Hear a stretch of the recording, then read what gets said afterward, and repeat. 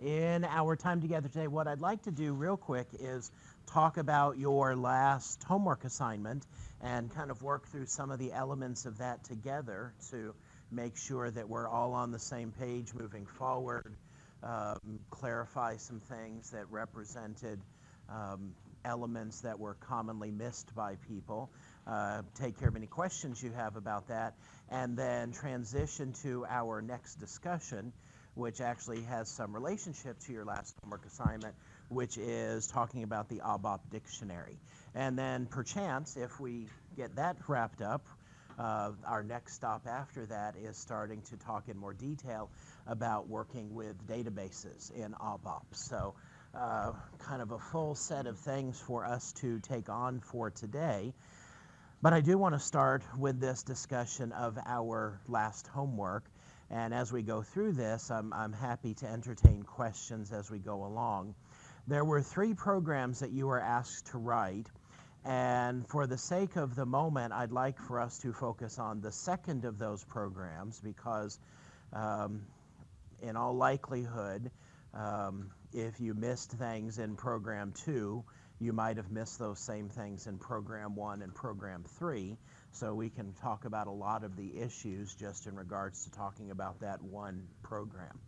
So just to refresh your memory of what it was that you did, you want to allow users to input the 2-letter abbreviation for an airline and then be told in output the name of the airline, the currency of the airline, the URL of the airline. Note that your implementation should bring all the needed airline information for all airlines into the current table, and then the output should be drawn from the internal table.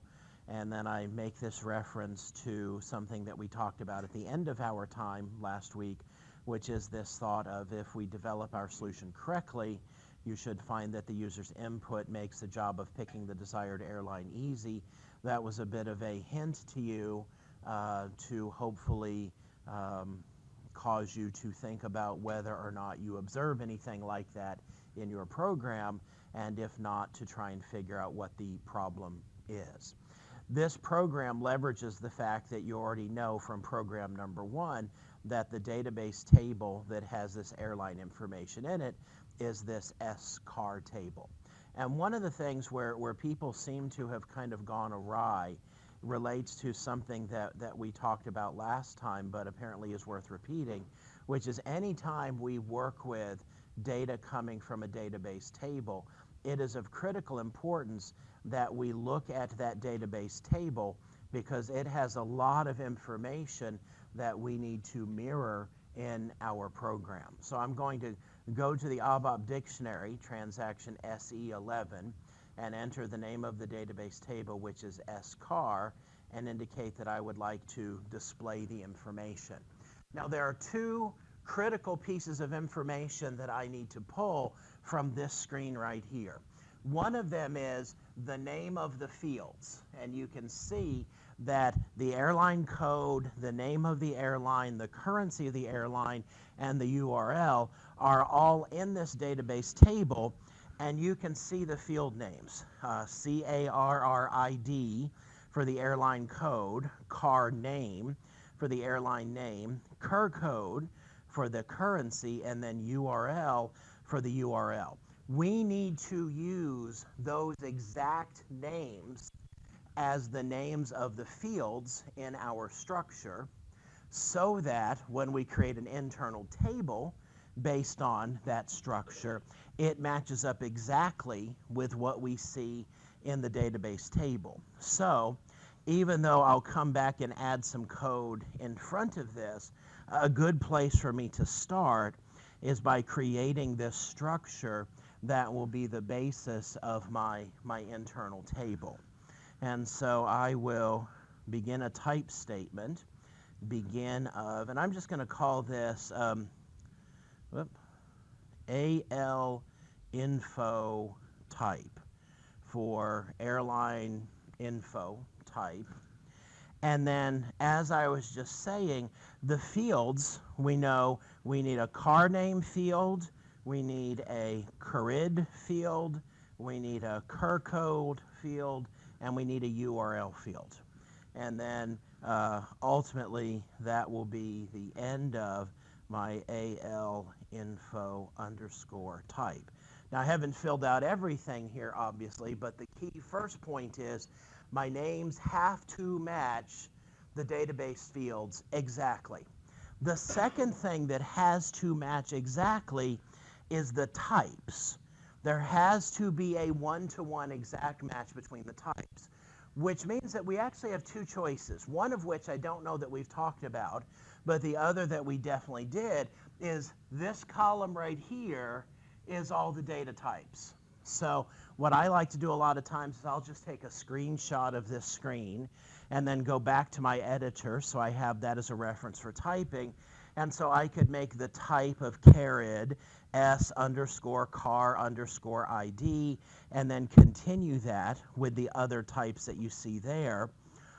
Or there's a shortcut way that I can do this, or I don't know if shortcut's the right word, there's an alternate way that I can do this, which is I can make the type, and instead of listing what we just indicated, I can instead list the name of the table dash the name of the field.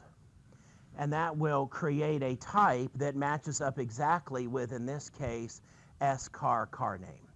And so there's that type scar caret type scar code type scar URL. So this now gives me a type definition for a structure that matches the database table exactly. Now, I don't actually have one of these tables at this point. I need this is just the structure itself. So now to create a table based on this, types, and I'll call this AL info table type, being very verbose there. Type, well, if I think about the kind of table I need, all I'm going to use it for is looking things up. So I don't need a sorted table. That's just asking the computer to do work that it doesn't really need to do. So I'll just make this a standard table of AL info type. And then the next issue is, do I need a key? And I'm going to be trying to pull things out of this table based on what? Based on the carrier ID. So I absolutely need a key. So with, it's a standard table, so I have to have a non-unique key. And that key in this case will actually be the carrier ID. So let me adjust my line break here so that that can all be visible. So now I have a type definition for a table based on this structure. Well, I still haven't actually made anything yet. I need a data statement to do that. So I'll have a data here, and we'll call this Airtable type AL info underscore table. And then I need a work area, so work area. And then we said that one way we could do this is to say like line of Airtable. So now I have my internal table and I have my work area. So let's go ahead and save this, and let's do a syntax check real quick. And I do see type AL info table is unknown. So I must have, oh, it's AL info table type. So let's do another check. All right, there we go. So now I have defined the structure. I've defined an internal table. I've created an internal table, and I've created a related work area. What I have not yet done at this point is, in the logic of my program, I need to prompt the user for the information that I am seeking. For reasons that will become more obvious later in the semester, our parameter statement should be the very first thing in our program. So all the way back at the top now, I will go and put in my parameter statement. and I need to come up with a variable name for this. I'll just call this carrier. And once again, and here's where some people went awry, the data type here has to match exactly the data type that is in the database table. So this is going to be type, and I can use the same technique that I did down here, scar hyphen caret as the type. Now, that may not be fully complete at this point, but let's check this, and let's observe that what happens when we run this now is the user gets this search box that when they click on it will show them the airlines. And I got that, if you will, for free, just based on the fact that I have tied that parameter to the data type of the information in the scar table, okay? So I've now set up to receive the carrier information from the user. The part that's missing from this that should be a part of your solution is my program really won't work unless the user gives me input. So this parameter should in fact be obligatory. So I'll add that to the definition here. And so now it's simply a matter of accomplishing the guts of my program here, which is filling my internal table. And so let's go ahead and do that. So select car name, caret, cur code, URL from scar, bless you, into, and remember what we observed last time. Some of you remembered this, some of you did not, and I didn't take off points for not doing this, but you want to make sure that you do this, which is into corresponding fields of, and then the name of my table is Airtable. So at this point now, I have filled up this Airtable with all of the information from those fields in my database. Well, the last piece of logic I need here is to read from the table, Airtable, with table key, and the table key we said was caret, and we want to find the record where caret is equal to what the user gave me, which is carrier, with table key caret equals carrier into WA. So what I now know is that WA has in it the record that matches up with the airline that the user chose. And at this point now, it's just a matter of a right statement. And I'm not going to be very fancy about the right statement for the sake of our demo here, but ultimately we would want to write out to the screen the carrier name, we would want to write out the currency code, and we would want to write out the URL. The URL is actually a string type, so I need that star there to kind of clean up that output and make it look presentable. And so what we see here, whoops, I have into corresponding fields of, oh, I have a typo in my code here. Who can tell me what's wrong with my code? Something wrong with line 23 and 24. Anybody spot it? You got the right word there, from scar into corresponding fields of table, Airtable. If I don't have that in the select statement, I don't have a correct syntax. And so now when I run this, here's, if I pick British Airways, there's the information on British Airways. If I pick Air Berlin, there's the information on Air Berlin. There's one piece missing here, which is if the user leaves this blank and tries to execute, I do get blocked from being able to execute successfully. But if the user keys in an invalid two-letter code, notice they do get this little hint here, no results found. But if they want to be persistent about it and execute that, in this case it does produce null output. And I'll show you the preferred way for testing and resolving that as a part of a discussion, if not today, then when we get together on Thursday. So this would be a fully functioning solution to program number 2. Questions? Do you have to select carrier ID since that wasn't part of the output? Like I made the structure with carrier ID because I knew we'd have to sort it that way so that it'd be in alphabetical order. I think I have to pull in the carrier ID because I have to do this match right here. And so it's a good question. And in fact, it's one that I thought of when I was writing the code, because you're right, it's not part of the output, but it is part of this retrieval process right here. So I don't think that I could get rid of it. Other questions? Yes, sir. So if you're naming parameters of that structure up there, why they have to be the exact same name as fields in the database? Instead of Well, standard. okay, well, now keep in mind, the parameter name doesn't have to match, and in fact doesn't match the name of what's in the database table, because you will commonly find that the name of a field will be longer than 8 characters. And remember, we said a parameter is limited to just 8 characters. So that one, it's a traditional variable.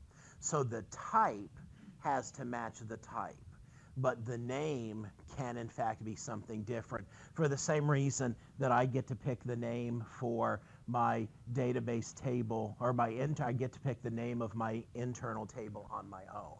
That's a variable that exists just in the context of this program.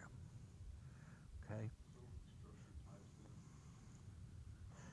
with the fields in it, I mean, is it just standard to name them the exact way in the database? I would say standard is a good word. A better word would be universally required. This is the way we write this code in ABAP, with no variation. Now, there's a shortcut that I'll show you maybe next week. I don't know that we'll get to it this week, with some newer syntax that allows us to cut down on the amount of code we write. But if we're defining our structure and it in any way relates to a database table, we do it exactly like this. We use the field name and we use the data type from the database. So it would work if you named something different, but you would do that. It would work if I switched up the field names here.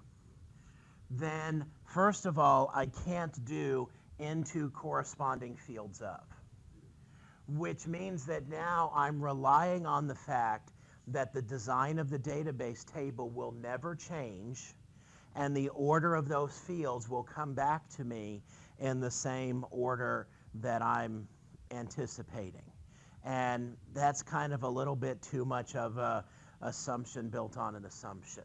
What I know for sure is that this program will always work even if the underlying database implementation changes. And it's worth observing the very important fact, and I've worked with a couple of companies that have gone through this exact process. They were running SAP ERP with IBM DB2 as their underlying database. Well, they decided to switch to an Oracle database. So they migrated everything to Oracle, which meant a lot of the underlying data types from a database-specific perspective were altered in some way.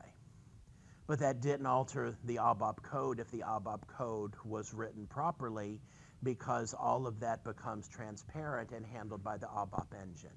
So what this is this is reflective of best practices for giving me code that can then be viewed as truly underlying database agnostic. So with the into corresponding fields, does that go by the index name Mm-hmm. or the data type or both? The name. Yeah, see, you notice that I listed these in the same order that they are up here, and that's good for me to do. But the fact is, these could appear in a totally different order down here, and it's still going to go into the right place in my table, because my table is going to match everything up based on the field names. That's what's into corresponding fields of means in this situation. Great questions. Other questions? Far and away, the biggest thing that cost people points was they didn't use the field names and they didn't use the database types. Beyond that, for the most part, people did pretty okay on the homework. but that seemed to trip up a lot of people for some reason. Any other questions about this or about anything else that came up in the context of doing the homework? All right. Well, give me a moment to get some things cleaned up here. And we will jump into our next discussion, which I don't have a lot of PowerPoint slides for, but we will look at a lot of things in the SAP system. And that is for our topic today, which is the ABAP dictionary. And we just leveraged the ABAP dictionary a moment ago when we were talking about fields in our structure and data types related to fields in our structure. Well, we want to add some new tools to our repertoire that come to us from the ABAP dictionary. And we'll revisit the ABAP dictionary a few times throughout the semester, but this is a really good place for us to talk about some of the key basics here. First thing to know is you can get into the ABAP dictionary using transaction code SE11. And when you do that, the screen that you are presented with gives you kind of a pretty clear indication of what it is that you can create or access in the ABAP dictionary. You can see that we have choices there for database tables. We have choices there for, I can't read it for views, for data types, for type groups, for domains, for search helps, and for lock objects. Well, some of those we're ready to talk about today. Some of them we will defer for a later discussion. And in fact, a couple of them we really won't ever talk about. But the ABAP dictionary gives us a place where we can create global data types. And by global data types, I mean not types that are just defined in the context of one program, but types that can be shared amongst many programs that I write, or in fact, many programs that people throughout my organization write. So let's say, for example, that there was an internal table that I knew that I was going to use in several different programs. Instead of writing that code in each of those individual programs, I could define the table type in the ABAP dictionary and then just declare it with a normal data statement with a types clause like we have been working with other data types this semester. So the ABAP dictionary gives me a place for this centralized type definition. It allows me to create user-defined data types.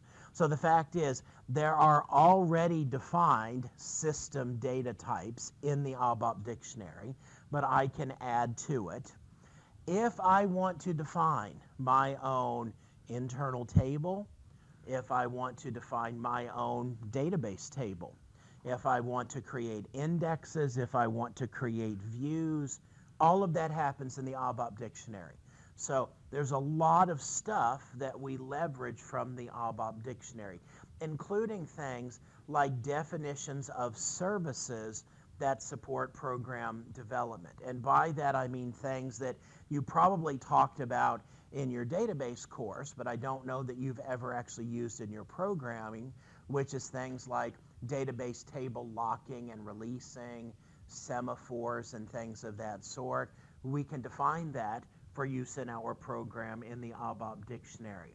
We can also define input help, and we can define field help, and I'll actually work through an example of that with you here. But just like we observed a moment ago that we were able to write a program that asked the user for input, and the user could click on that little search bubble, that's the same as if the user had clicked on the F4 key. That's what we mean there with those kinds of input helps. We can define that in the ABAP dictionary, and we can also define help, where if the user clicks on F1 in a field, documentation will pop up that will explain to the user exactly what it is that they're supposed to enter. All of that can be done in the context of the ABAP dictionary. Now, as an aside, there's one thing that you see on this screen which is considered deprecated and obsolete, and that is the use of type groups. Type group shows up here as one of the choices there, but as your book talks about in your reading, that's just there for the sake of legacy ABAP programming. We now have different and better techniques for accomplishing things other than through the use of type groups, so we don't use those anymore. So you can just forget that that option is really even something to be concerned about. The really nice thing about putting things in the ABAP dictionary is they become universally available. And in fact, once I put something in the ABAP dictionary and activate it, it becomes universally available. And then if I go back in and change that and then activate it again, that will affect all of the programs that are leveraging that particular data type or whatever it is that I have created in their program. So it gives me a nice way to ensure that I can maintain a set of programs that are all based on the same programming constraints, the same fundamental data types, the same data being manipulated. So having said that, the first thing in the ABAP dictionary that we want to talk about is the fifth item that you see there, and that is the domain. Let's talk about the domain. And this is, I think, intended to be roughly corresponding to the mathematical connotation of a domain. The domain allows us to define a set of valid values and a broad definition of the kind of data that a data type can hold. So it's important to realize that I do not use the domain itself in my ABAP programs. But what I will do is I will start with a domain, and then I will use that domain to create a data type. And what the domain does is it allows me to describe what valid input or what valid values could be. So for example, I could create a data type that asks the user for a single character. And I could use that with a traditional data type definition. But if I wanted to create a data type that asked the user for a single letter, and I wanted to specify that only these 7 letters are valid choices, and all 19 other letters, as well as numeric characters, are disallowed and invalid, I do that through a domain definition.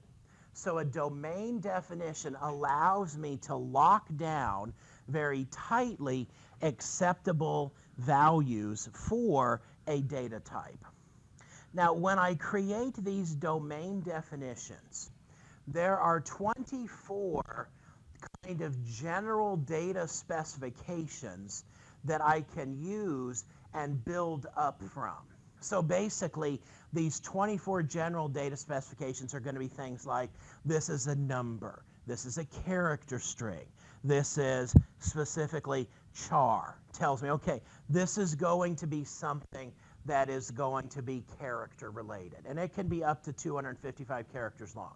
So I could say, all right, I'm going to start with it being a char, but then I'm going to say it can only be a char that's 5 characters long, and specifically, it can only be one of these 7 words. I can use a domain to achieve that kind of definition. I can say, no, this can be a longer character domain. Same idea, but something that would be longer than 255 characters. And I can do things that would be very sophisticated. I could say that this has to be a string that starts with this letter, ends with this letter. I can incorporate those kinds of ideas into a domain definition. I can specify, I can say, okay, I want this to be a date, But it has to be a date that falls within this boundary of starting and ending date. A domain allows me to do that. So when I think in terms of defining a domain, what I am thinking about here is using that domain to then create a data type where the data type is very, very specific about the kind of information the data object can hold. Now, I'm going to use as an example of this in our walkthrough something that you did for an earlier homework assignment. Remember, you wrote a program where the user gave you two numbers and then the values plus, minus, times, and divide as symbols to indicate which mathematical operation they wanted to do. And if you remember, in the logic of your program, you had to use a case statement, and you had to check to see if the user gave you one of these four, but then you had to have a clause there to account for if the user gave you something different. Well, what a domain allows you to do is say, these are the only four acceptable values, and the user cannot give me anything other than those four. So if I want to limit what a particular data type can hold, I start with the definition of a domain. So let's look at that. Because what I put in a domain is globally visible, I have to be very, very careful about my naming here. So I always want to begin with my username. So I will call this Z, and I've got to remember what I call this because I'm going to have to use it again in a moment, Z035 underscore, and we'll call this arithmetic, well, math, operator domain. So Z035 math operator domain. And that's really small, isn't it? Can you let me do this? I thought I could adjust the magnification and have it still be visible, but it looks like that's not working too well. So give me a second here and see if I can make this a little bit bigger.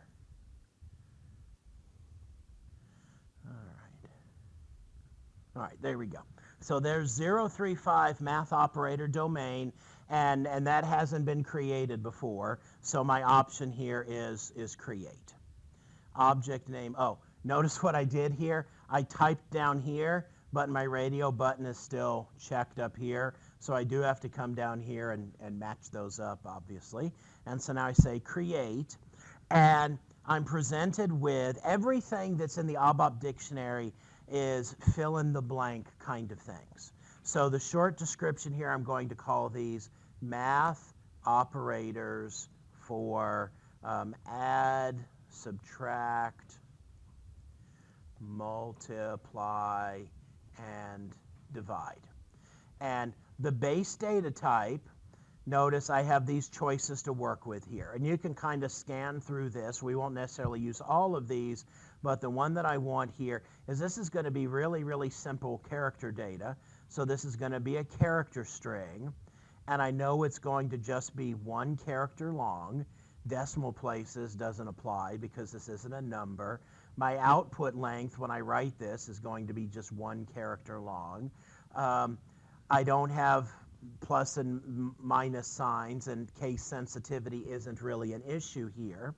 So I've given a general description. I have to now add this to my development, so I'm just going to make this a local object for now.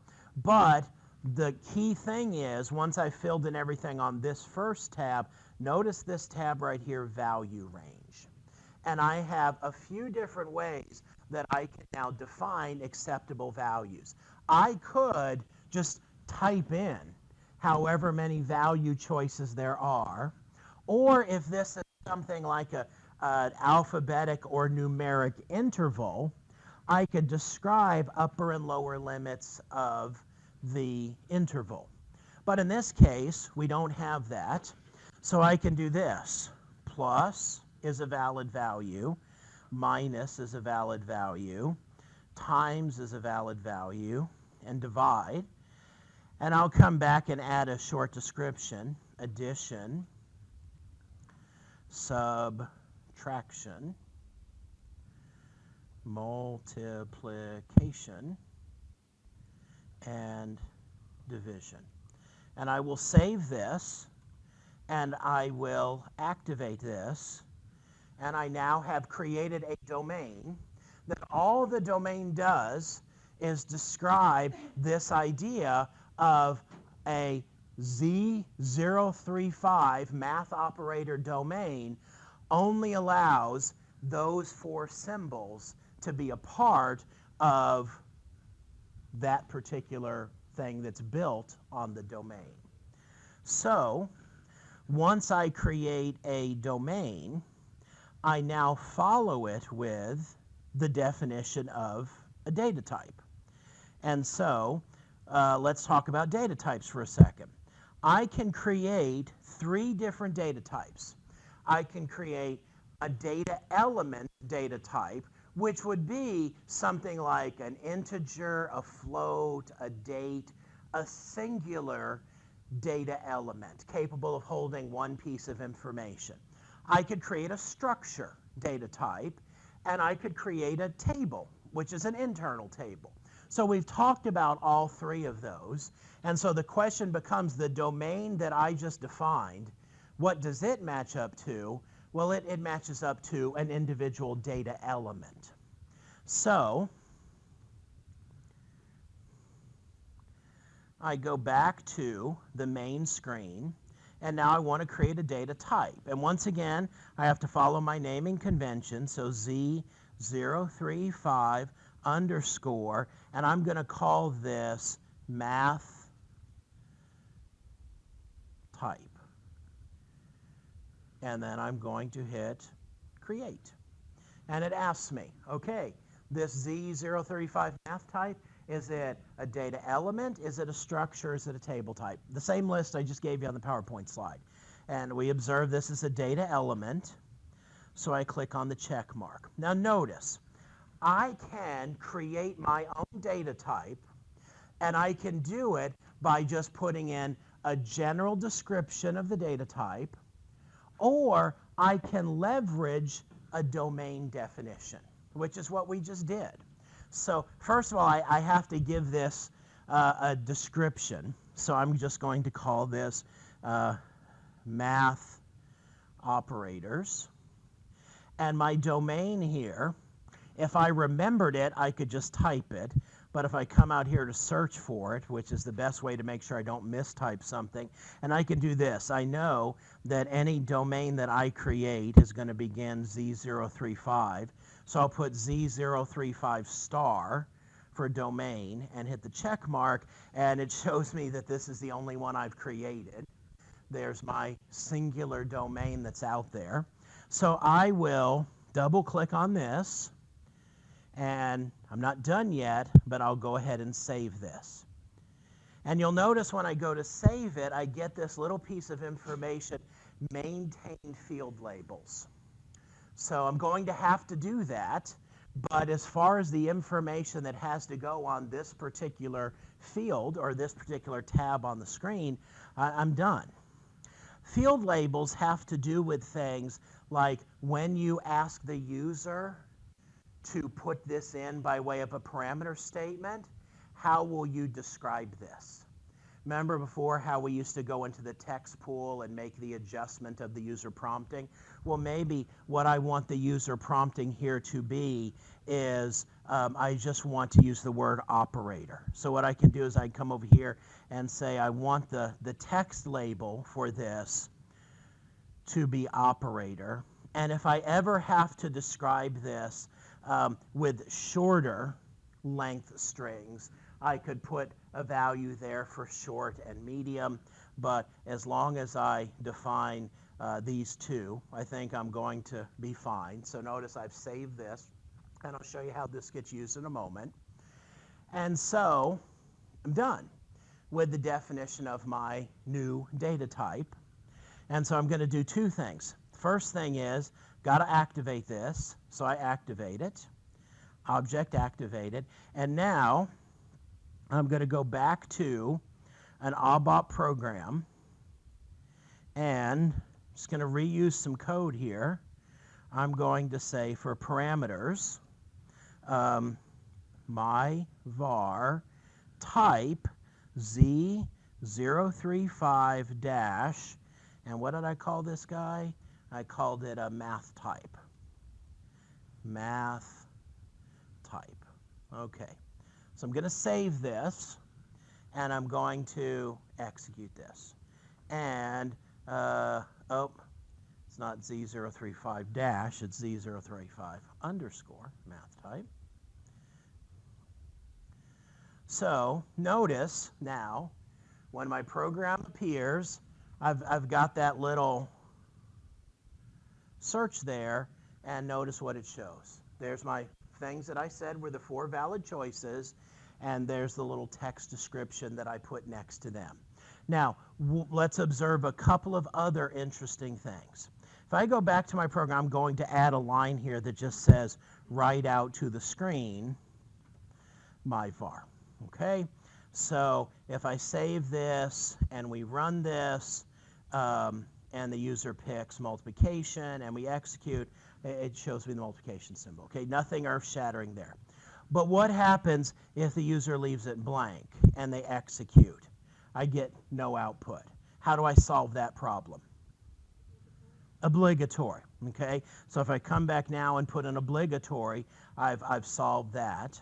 So let's run this, and so now it's not going to let me leave it blank. But what happens if I come and put a caret in there and I hit execute? Took the caret. Well, I don't want to take the caret. It's not supposed to take the caret. The whole idea here of defining a domain was no carets or other characters allowed. So how do I make my program enforce the domain definition? We need to add something else to this parameter statement, which is the 2 words value check. And if I tell it, hold on, don't just take anything from the user, check this against the domain definition, put in a caret, and when I hit execute at the bottom of the screen, the user gets back the message, enter a valid value. My program will now only take those 4 symbols and nothing else from the user. How did I make that happen? Let's just recap it. I defined a domain that limited the values. I built a type that leveraged that domain, and then I used the type, not the domain, in my program. Now remember the other thing that we did, which is we put in field labels, which was a textual description. Well, watch this. If I take my very, very simple program here and I activate it, and then I do what we've done before, which is go to text elements, you will notice that for selection text, all this other stuff it'll clear out here in a second because that was part of an old program. But notice for my var, which is the one we're currently using, there's this column right here which stands for data dictionary reference. If I check mark that, it is now going to pull the textual description from the data type. So if I hit save, and see now it says, you want to get rid of that extra stuff that's in your text pool that you don't need anymore? Yes. And there's the word operator. It pulled that out of my definition of a field label. So in fact, if I accept this, and then I go back, and then I execute, whoops, what I didn't do is I didn't actually activate that, I don't think. And let's try this again. Go to text elements, selection text, save. There we go. And now I go back. There we go. There's my operator description. Questions? Yes? When you would look at the data types from the database tables that we use in our homework, a lot of times, or every time, I notice, like for their var,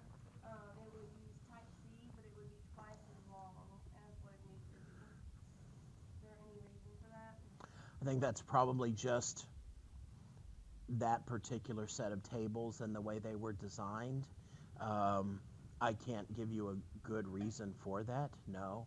And I don't think we would find that to be true universally for sure. Like there would be like, if you only needed 25, it would be type C and then like 50 for the chart type. Yeah, no, I think that's just whoever designed those tables did that for, I have no idea why. But no, you're not going to see that universally for sure. Okay? Let's do one more of these just to make sure we understand the concept and the workflow here. So here's what I'm going to do.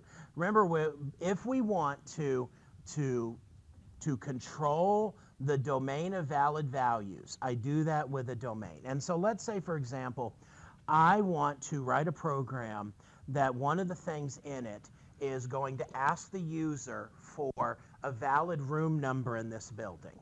Now, if I really wanted to be precise, I could create a pool of all of the valid room numbers in this building, but I don't want to do that. I want to just create the rule that room numbers have to be between 100 and 499. Now, I could enforce that in the logic of my program, but the whole idea here is I cannot worry about that if I simply define a domain that says this value can only be within those ranges. So I'll come back here and I'm going to create a domain called Z035 and we'll call it room numbers. Create. And this is going to be valid room numbers 100 through 499. And my data type, this is a number, but it's not a number that I'm going to actually do math on. So let's see if we have something that looks like it would match up with that. And in fact, we do. This num_c is numerical text, and it's 3 characters long. When I output it, it's going to be 3 characters long. I don't need positive and negatives, and it's not case sensitive. So far, so good. So now I come here to value range, and instead of what I did a moment ago, which was putting something in the top, I'm going to come down here to the bottom and say, okay, this one has an interval. Start at 100, end at 499, and my short description will just be valid room numbers. Save. Activate. Yes? So your range is inclusive? Yes, my range is inclusive.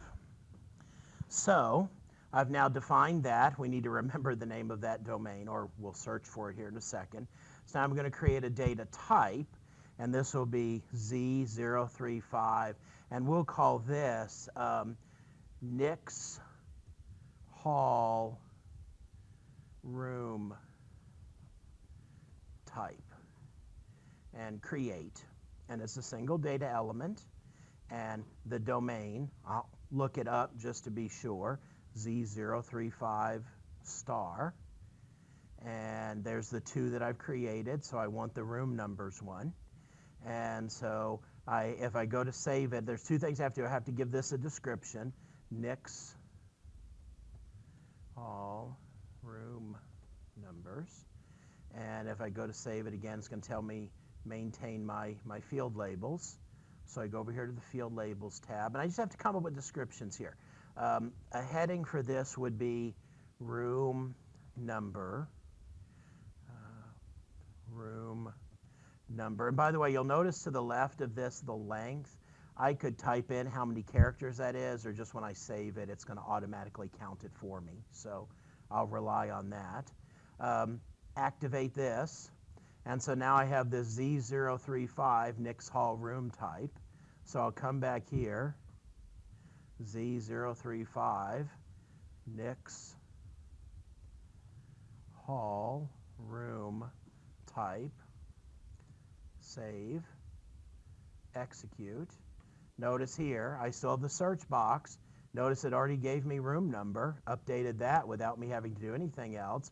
click on this, and it tells me, okay, you put in a number from 100 to 499. So if I put in 515 and execute, enter a valid value. Okay, 100 though, it's going to take that. All right. So notice my code has a single parameter statement in it that's actually now enforcing user input to exactly what I want. And just to beat a dead horse here, I got that by defining the domain, using the domain to create a data type, and then not forgetting in my program to put in the keywords obligatory and value check. Questions? Yes, ma'am.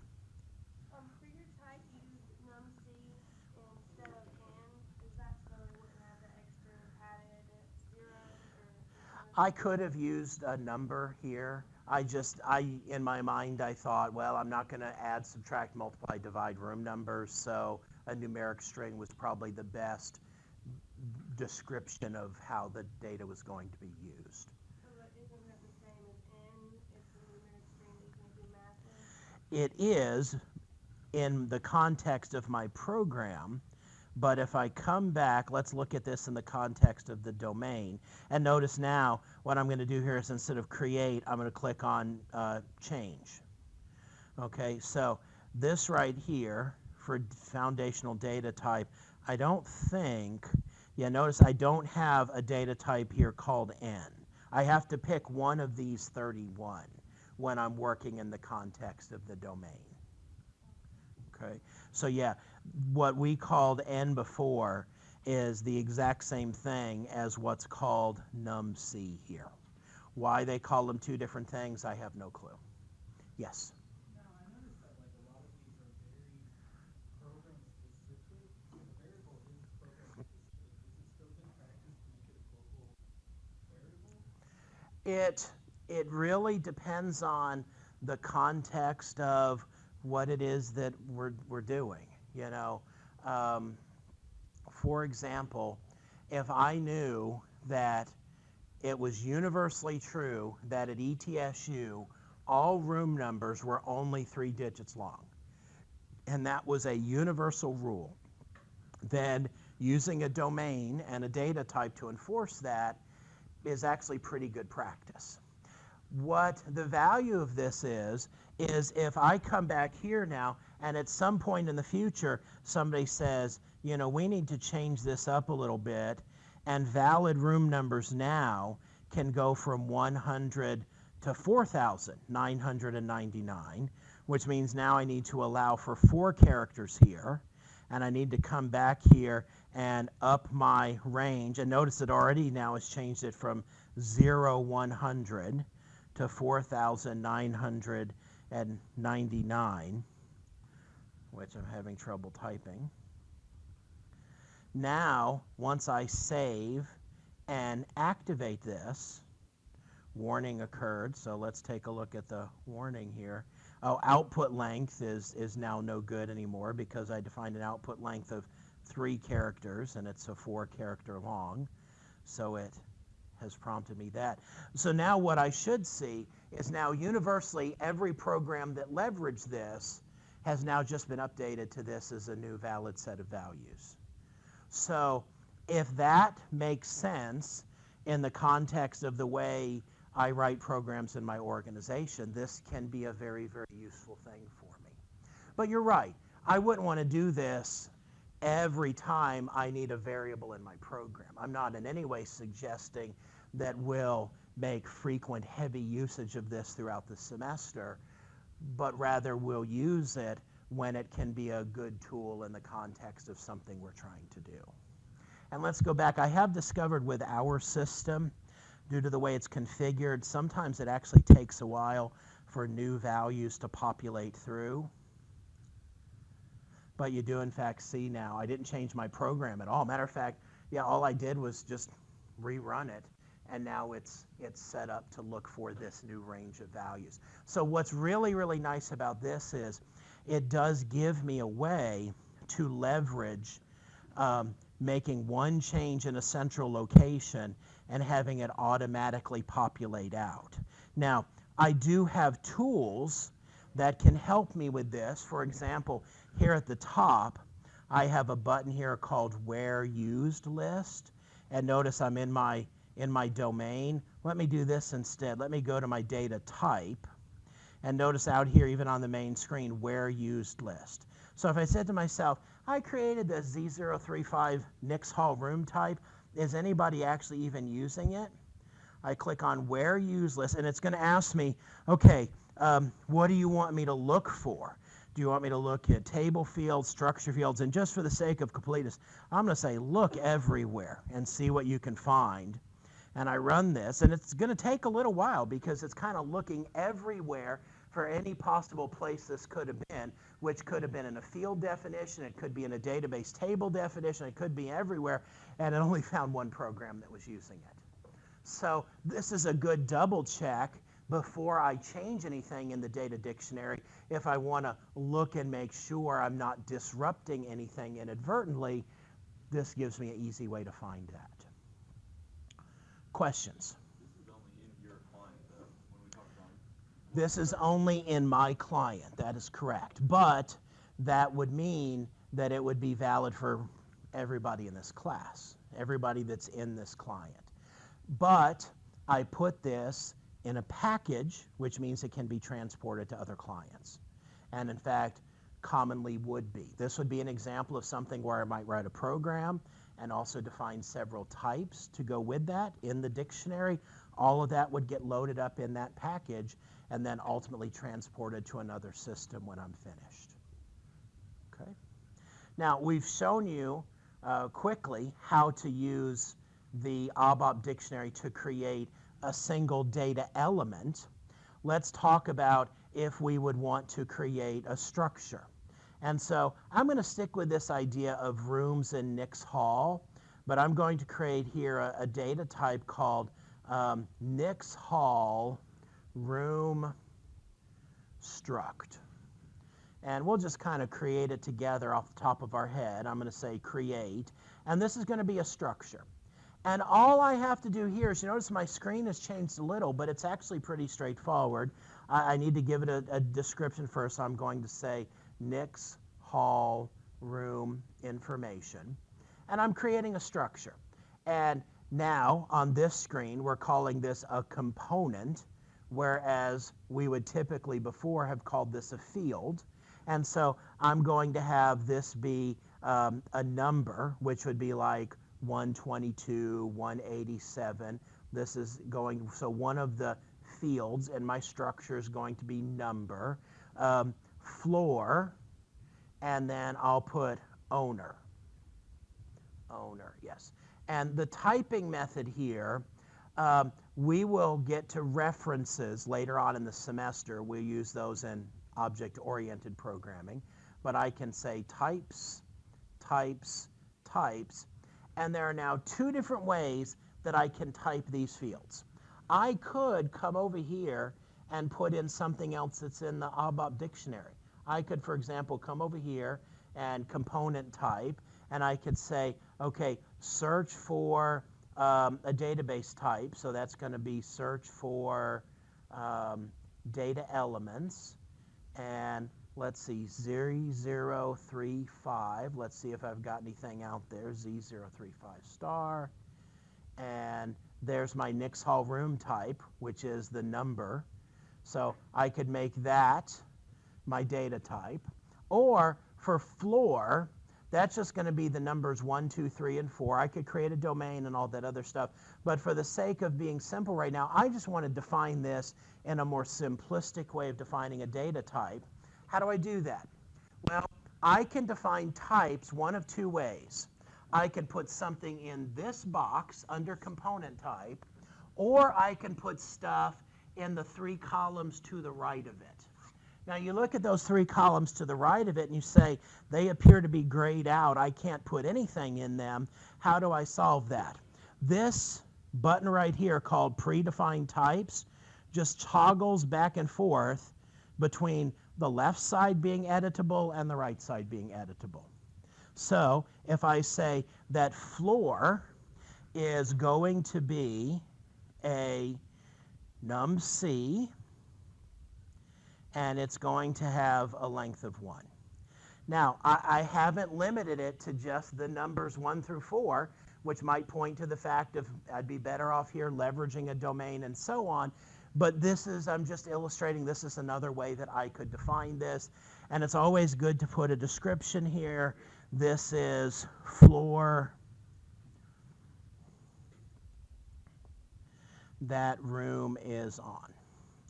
Owner is going to be a longer textual description, so we'll say character string, and it can be up to, we'll say, 20 characters long. And so this could be something like nursing, computing, ITS, or whatever have you. Just for the sake of illustrating it, and this makes no sense at all, every room actually has a favorite number, and that favorite number is a decimal number. So we'll pick floating point number, and we will say that it has a length of 3. And notice with floating point number, it won't let me actually, number position is, a floating point number has to be 16. So I don't want to use a floating point number. Let's do this. Let's pick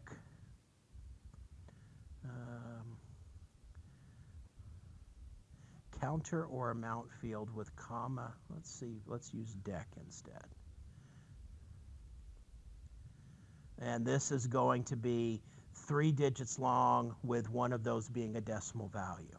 And I always want to get in the habit of putting documentation. Who owns the room? And then favorite number in the room, which makes no sense at all, but I'm just illustrating this. Save, activate. Warnings occurred, so let's look at what this says.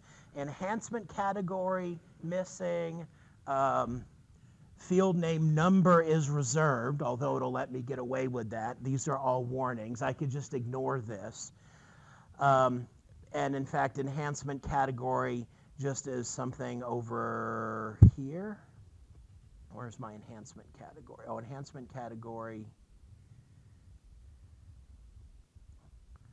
I have lost track of where the enhancement category is, so we'll not even worry about that at this point. But this is now a valid data type that I could use in my program to create internal tables. This is a structure definition. Data elements, data structures, table types can base definition on custom or predefined types. That's why I showed you that button that lets us toggle back and forth. Ones defined and activated can be used within ABAP programs, global within the SAP ERP system. So here's kind of conceptually what we've been talking about.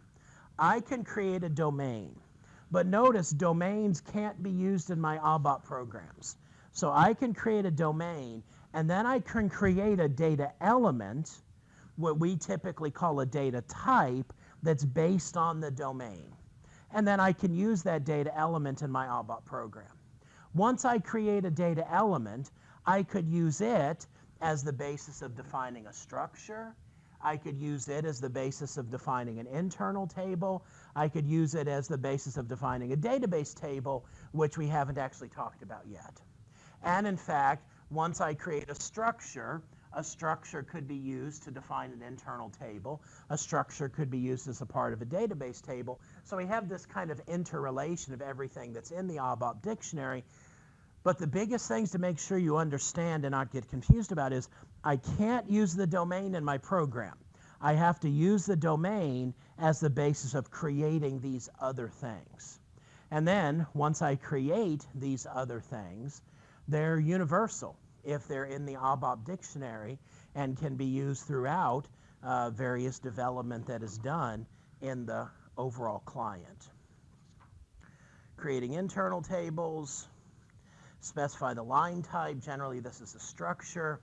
Initialization and access defines the type of the table. And then here's the part that are there any questions about any of the things that we have been talking about?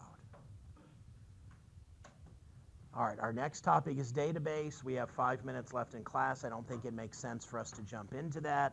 So in light of that, we will call our time together today to a close right here.